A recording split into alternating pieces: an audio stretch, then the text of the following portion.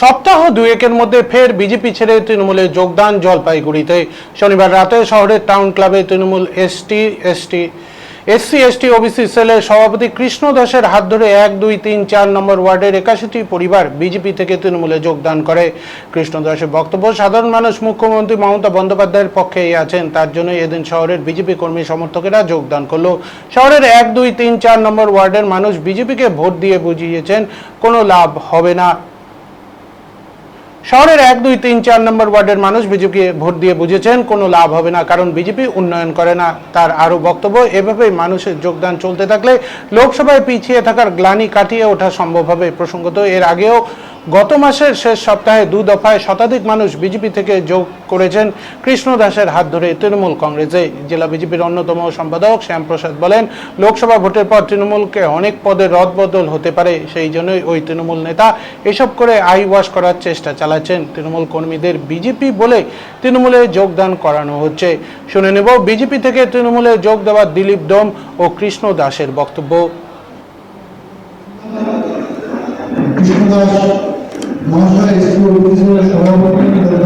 দিলীপ ডোম, আমার 3 নম্বর ওয়ার্ডে বাড়ি। আমরা বিজেপিতে ছিলাম।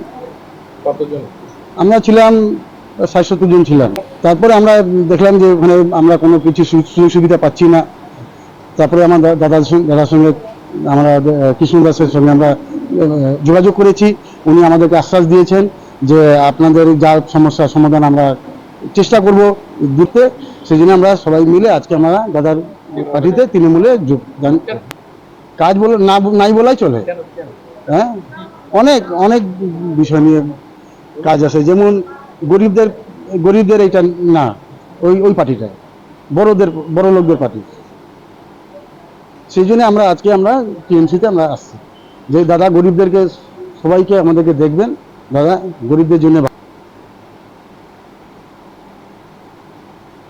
আজকে আমাদের জলপাইগুড়ি পৌরসভা এলাকায় 1, 2, 3, 4 এই 4টা ওয়ার্ড থেকে আমাদের 81টা পরিবার, প্রায় 150 জনের উপরে এরা হচ্ছে বিজেপি ছেড়ে আমাদের তৃণমূলে যোগদান করলেন। দেখতে পাচ্ছেন যে একদম সাধারণ মানুষ সবাই, যারা হচ্ছে এই মানে কিছুদিন আগে যে আমাদের লোকসভা ভোট হয়ে গেল, এই লোকসভা ভোটে আমরা জলপাইগুড়িতে অনেক পিছায় ছিলাম। আমরা পরপর লাগাতার জয়েন করাচ্ছি। লোক বিশ্বাস রাখতেছে আগামী দিন হয়তো আমরা ভালো ফল করতে পারবো, কারণ এই সাধারণ লোকই হচ্ছে হাতিয়ার, এই সাধারণ লোকই হচ্ছে আমাদের মেন ভোটার। আমরা চাচ্ছি এই লোকগুলোকে যাতে আমরা এক জায়গায় ঐক্যবদ্ধ করতে পারি। মমতা বন্দ্যোপাধ্যায়ের যে উন্নয়ন, অভিষেক বন্দ্যোপাধ্যায়ের যে উন্নয়ন, এই উন্নয়নকে যাতে আমরা জলপাইগুড়িতে আমরা আরও নিয়ে আসতে পারি, সাধারণ মানুষের আরও কাজ হয়। আমাদের পৌরসভায় অনেক কিছু অভাব আছে এখনো, এই অভাব দূর করতে গেলে আমাদের ঐক্যবদ্ধ হতে হবে। এই কথাই আমরা বলে যাচ্ছি সবার কাছে, লোক সাড়া দিচ্ছে। আমরা আত্মবিশ্বাসী যে আগামী 26-এই যে ভোট হবে, সেই ভোটে আমরা দারুণভাবে এখানে জয়লাভ করতে পারবো এবং আমরা জলপাইগুড়িকে সুন্দর করে সাজাতে পারবো। থেকেই এই যোগদান চলছে। এর আগে আমরা 2টা যোগদান এখানে করাইছিলাম, এই হল ঘরের মধ্যে হয় জলপাইগুড়ি পৌরসভার। তো আজকের যে ফলাফল, সেই ফলাফল আমাদের পক্ষেই, আমাদের দিকেই। মানুষের আরও মানসিকতা পরিবর্তন হচ্ছে।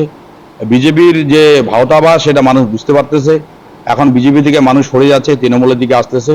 আমি সবাইকে আহ্বান করব যাতে আমরা প্রত্যেকেই তৃণমূলে আমরা যোগদান করি এবং তৃণমূলকে শক্তিশালী করি। মমতা বন্দ্যোপাধ্যায়ের যে উদ্দেশ্য আদর্শ, সেটাকে যাতে আমরা এখানে জলপাইগুড়িতে আমরা অনেকটাই ভোটে পিছিয়ে আছি, এটাকে যাতে আমরা সেই জায়গায় এগিয়ে নিয়ে যেতে পারি। 26-এ যাতে জলপাইগুড়িতে আমরা ভালো ফল করতে পারি। আজকে আমাদের জলপাইগুড়ি পৌরসভা এলাকাতে মূলত এই সমস্যা নিয়ে এবং আরো কিছু দৈনন্দিন জীবনের সমস্যা আমাদের প্রত্যেকের